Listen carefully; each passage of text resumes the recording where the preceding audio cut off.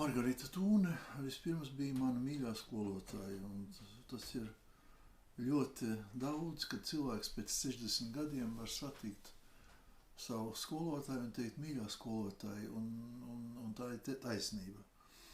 Margarita Tūne mācīja mūsu klasē muzikas literatūru, un faktiski viņa bija tā, kura visu mūsu klase, runājot šodienas vārdiem, uzsēdināja uz simfoniskās un operu mūzikas adatas.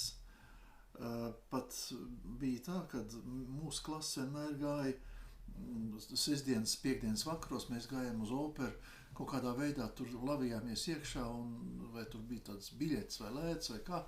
Es atceros, ka es vienreiz prasīju tēvam 5 rubļus piekdienā, lai iet uz operu. Viņš saka, priekš kam tev vajag? Es saku, es iešu uz operu. Tēvs saka, es tev nedošu. Kāpēc? Tāpēc, ka tu melo.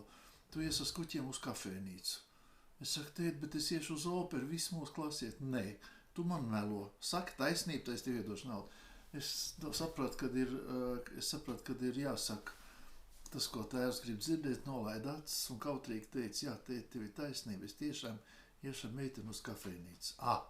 Tēvs atplauka, viņš iedeva man nevis 5, bet 10 rubļus un teica, dēliņa, runā vienmēr taisnību. Es paņēmu tos 10 rubļus un aizgāju uz operu.